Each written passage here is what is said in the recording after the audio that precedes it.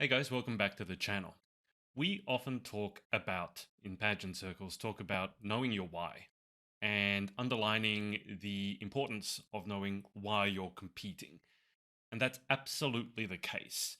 Now, everyone's why is going to vary somewhat, but if you are humming and hawing about whether to enter a pageant, or probably more often the case, at least in my circles, you're debating with yourself whether to enter another pageant or whether to enter the same pageant again next year, here's something to consider. I think the best reason to enter a pageant is to work on yourself. Meaning, entering a pageant gives you an excuse and a reason to go and work on yourself. Now, this happened across my brain when I was thinking, because people often jokingly, my friends will say, "Hey, Adrian, you should enter a pageant." Now, that is not on the cards by any stretch of the imagination. But I was thinking, well, for example, if I wanted to get into shape, and that is something that I want to do, get back into shape. I still haven't sort of lost the COVID bulge, so to speak. But if I wanted to get into shape, yes, I could go to the gym. Yes, I could get a personal trainer. But I think for me, it would be more effective to enter a pageant because to enter a pageant, obviously, depending on what system you enter, you are going to want to get into physical shape amongst other things. Now, why this happens, at least in my mind, is that you've got a pageant and you have a fixed date. This is another big thing. You have a fixed end date. You know when you're going to have to compete. Very often, when we set goals like get into shape, well, we don't specify what in shape means, but also, and I think more importantly, we don't specify by when, or we don't really believe it. Even if we say, well, within 3 months or by the end of this year, I would have lost X amount of pounds, we don't really block that into our calendar and say that's the deadline. But with a pageant, we don't have a choice. We have a competition date, you have a competition date, and you know by that time you're going to want to have achieved whatever goals it is. It could be getting into shape, it could be working on your interview skills. Obviously, you need your wardrobe by that date, whatever it is. Once you have that date in mind and it's fixed, there's no negotiating with it, you then have an endpoint and you have something to work towards. Now, to get a little scientific, and this probably is because I've been delving into the world of ADHD. If you saw my birthday message, you'll know why. And Eliza, if you're watching this, and if I say something wrong about dopamine or ADHD, please correct me. But this idea of dopamine, which is a neurotransmitter, which basically, for the purposes of this conversation, let's say is the thing that makes you feel motivated in relation to achieving your goals. When you have an end date with your pageant and you start working towards it, what happens? It tends to feel good. Have you ever noticed when you enter a pageant and you start working on your goals, it actually feels really good for most people? I mean, otherwise you wouldn't keep working on it. So you start working, getting into the gym, and you're kind of like, oh, I see progress and it feels good. You start working on your interview skills or working on your wardrobe or your walk or your advocacy, whatever it is. And it all feels good because it's pointed towards a goal with an end date. That's the dopamine in your brain. It's like releasing pleasure in response to making progress towards your goals. And that dopamine keeps going, keeps going, keeps going, keeps going until what? Until you hit the end date, you compete. Now, I want you to think what happens after the pageant is over. And there's a reason that we've coined the term pageant hangover. And that's when you, after the pageant, sort of feel this complete loss of motivation or feel like there's a hole suddenly in your life. Now, with dopamine, there is such a thing as baseline dopamine, which is what you have kind of every day, but there's also big spikes. And those spikes are in response to things that we really want or really get excited about, like winning a pageant, for example, getting on stage, getting in front of your friends and family, potentially thousands of members of the public. And that's a huge spike. But what happens in our body, whatever goes up must come down. If you have a giant spike, then you have a giant crash. And you can imagine if dopamine is the thing that makes you feel motivated and good about yourself, having a crash makes you feel maybe not so good. Like maybe I need to lie in bed for about 5 years to recover from this pageant. But what happens after that, the interesting thing is that even if you speak to the person who won, you speak to the girl who won, even she gets pageant hangover because there's that drop in dopamine for everyone. Now, when it comes to entering a pageant, as I said, I think the best reason to enter is to give yourself an excuse to work on yourself.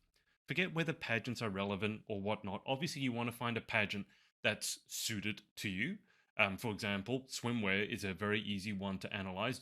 Are you willing to compete in swimwear or not? So you will probably want to find a pageant that aligns with your beliefs.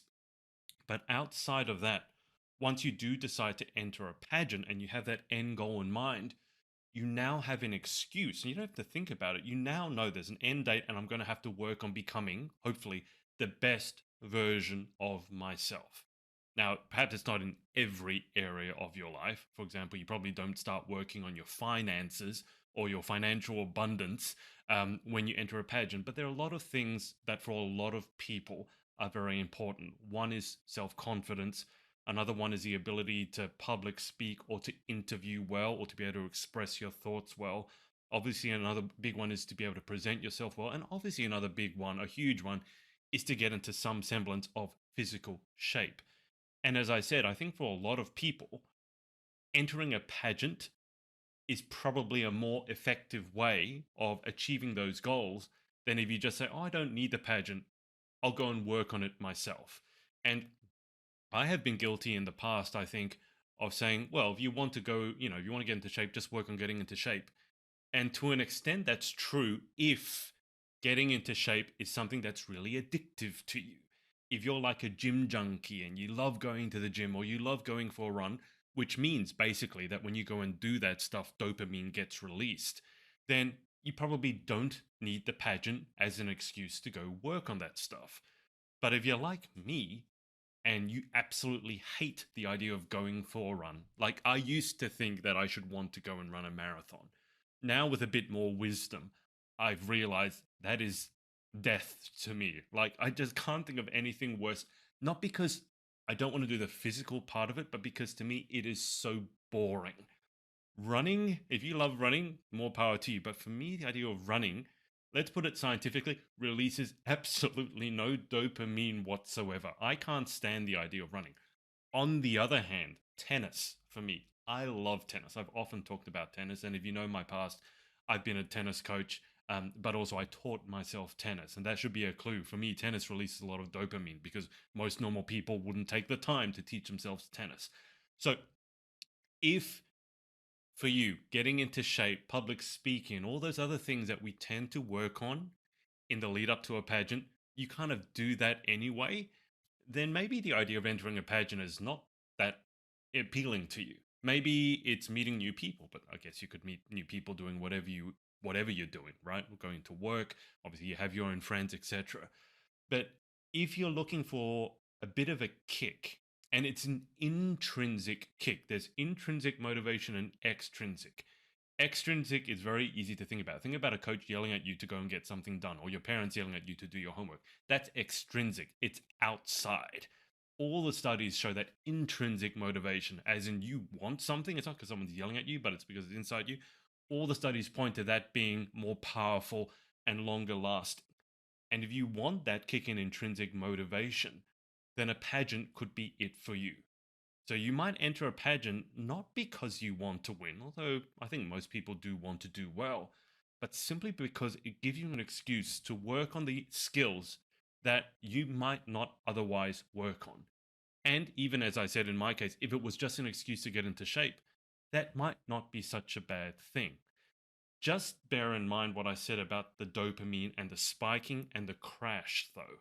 And this is why, and this is as close as I can come to a scientific explanation for pageant hangover, although you know this to be true. Anytime you work hard towards a goal, whether it's a Olympic Games or big competition or big exhibition, you know what happens. The build up, build up, build up, build up. You get super excited. You might say, I get super stressed. Well, it's kind of it's similar, right? That you feel a lot of emotion. Then what happens after it's over? There's a release. Very often there's a physical release as well. You go, oh my God, I just feel so tired now and wiped and relaxed, as in relaxed as I need to crash into bed. And you know this to be true. You know that there's going to be some spike in motivation and energy leading up to the big day, and then afterwards there will be a crash. But you know within reason it will tend to come back to baseline a day after, a couple of days after, a week after, maybe a month after. If you do struggle with pageant hangover, and maybe it's because you really thought you were going to win and you didn't, or you were going to make, maybe you came first runner up last year and you came first runner up again this year, or you came top five last year and this year you didn't even make top 15. If you're someone who struggles with that, here's what I would say: make sure in your life you have other sources of dopamine. Or said differently, and I've said this before, the best way to succeed in pageantry is to create an amazing life outside of it. And specifically, a life you're excited to go back to, not a life you are dreading returning to. That's not a good idea. It's not a good idea to go into pageantry to escape the drudgery of your everyday life, because once that's over, the pageant's over, you have that huge dopamine spike. You then not only have the dopamine crash, but you also have the big issue of not only is your dopamine low, but now I've got to go back to the life that I hate. That's when really bad things can happen. So, work into your life other things that excite you, that give you motivation. I've already said for me, one of the big things is tennis. I can go and play tennis for hours on end and completely lose track of time, by the way. And that's one of the signs that you're doing something that you really, really love doing. And everyone's different in what they love. But when you really find something that you love doing, one of the big signs is that you completely lose track of time. Now, that might be my sort of ADHD brain, and there's such a thing as hyper focus, and then you really do lose track of time. But I think everyone has that to some extent. When they find something they love doing or they fall in love, one of the things that happens is that you completely lose track of time, right? You go on a date with someone you're madly in love with, you're madly attracted to, and you could have a dinner that's 3, 4 hours long and it feels like 5 minutes. On the other hand, we've all had dinners or dates with people and it's been 5 minutes and it's felt like 5 hours. That's a sign of low dopamine, perhaps. Actually, I don't know. Again, Eliza, if you're watching this, correct me if I'm wrong. But you get my point. So, to sum up, I know this has been a bit of a circuitous video, but I've had this thing pondering, I've had this idea stewing in my mind. That's not a very attractive thought. I've been turning this idea over in my mind this week, and the message I wanted to bring you is, if you are considering entering a pageant and you're being asked, or you're asking yourself, well, why would I want to do it? There's so many other things I could do with my time, and if I wanted to get into shape, I could just do it. Well, maybe the reason is because entering a pageant gives you that kick in the butt you need. It's that intrinsic motivation, and it has that defined end date that you can't negotiate, right? Because you can't say to the pageant director, I'm not in shape yet. Can you give me another 3 months? But please postpone Miss Universe for 3 months whilst I get into shape. It doesn't work. But very often we negotiate with ourselves, right? I'll start my diet tomorrow.